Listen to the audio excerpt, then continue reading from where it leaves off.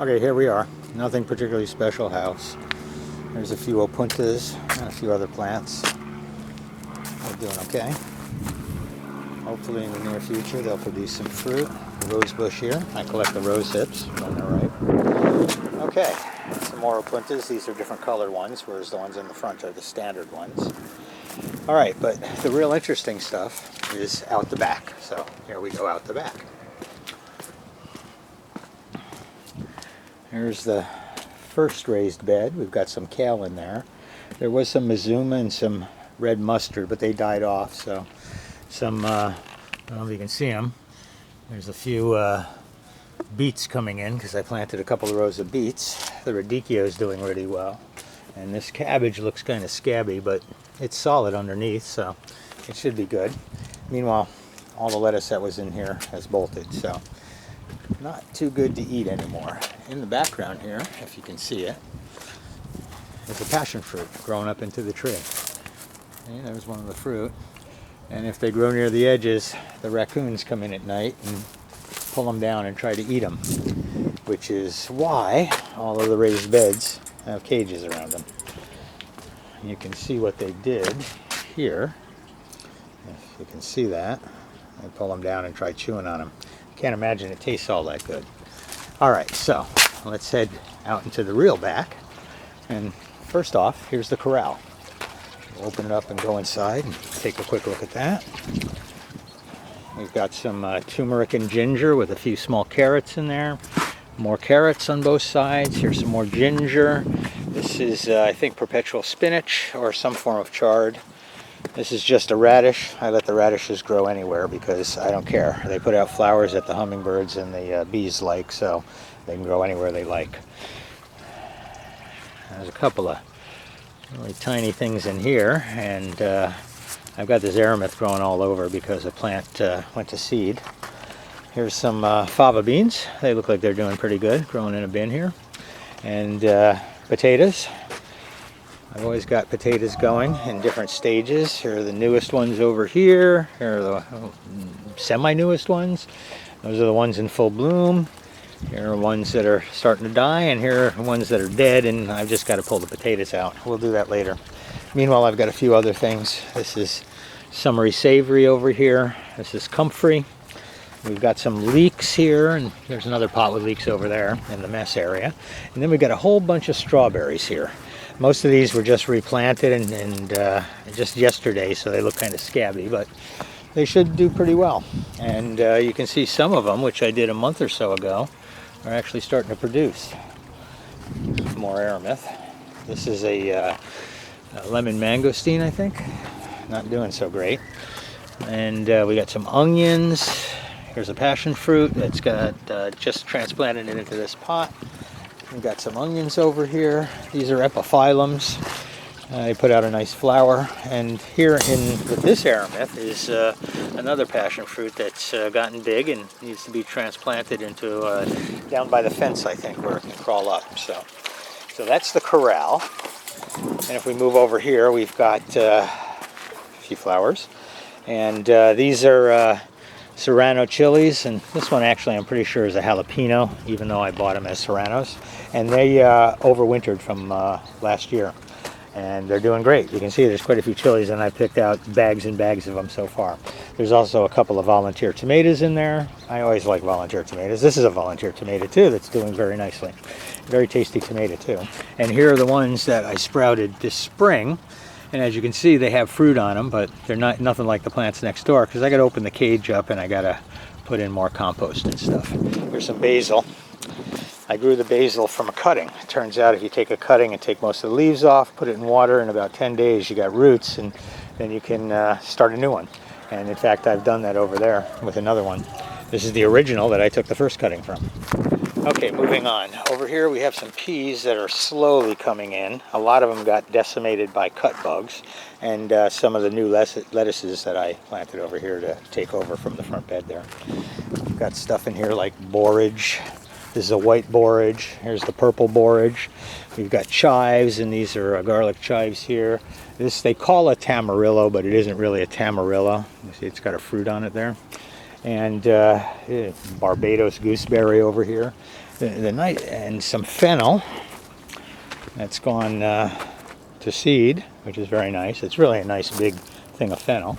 And then dragon fruit, 2 different kinds. That one's got an enormous flower, and there's 2 flowers coming in on that one. So there's some rosemary and some herbs. That's a sugar plant back there. Okay, coming around. Whoop, look at that little guy go. All right, we've got corn. I'm pretty sure, even though it was supposed to be all the same, these are 2 different kinds of corn. You can see one of them is, you know, greenish, and one of it's kind of reddish. So in the morning I come out and I tap it.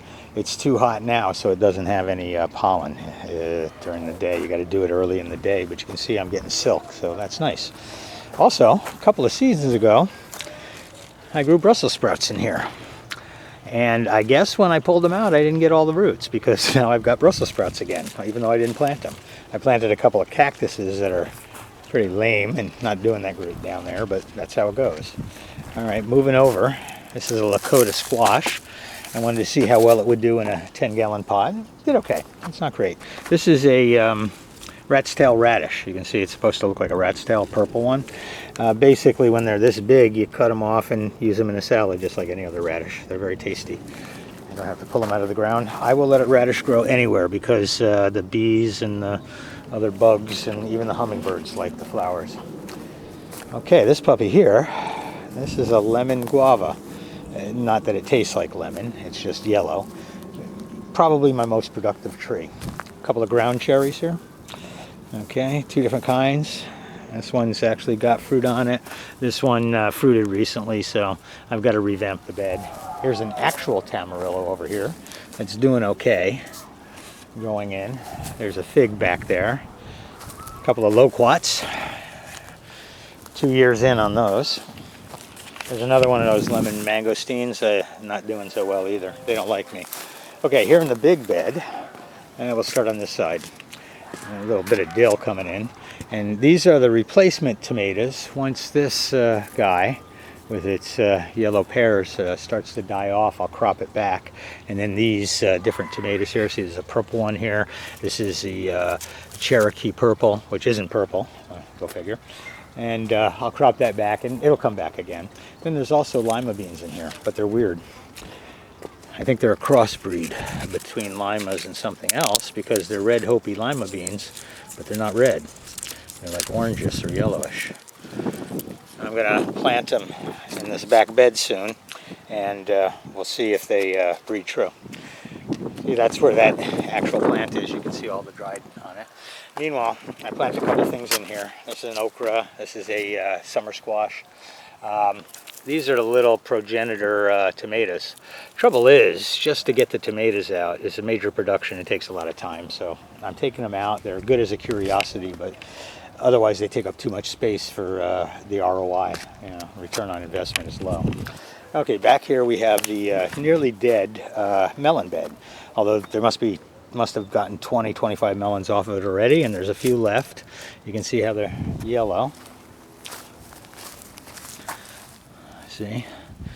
So in a day or 2 they will detach from the vine, and once they do, I'm going to revamp this bed and put a bunch of those beans you just saw in. A couple of things growing in there, you can see. Okay, let's come over here. Here's another, maybe better shaped Lakota squash. Certainly a little bit bigger, more dill. There's some basil, and these are tepiary beans. I'm doing a test for seed linked, and there are 3 different kinds. You can see this one's doing really well, and that one over there, not quite so much. Over here we have some purple eggplant.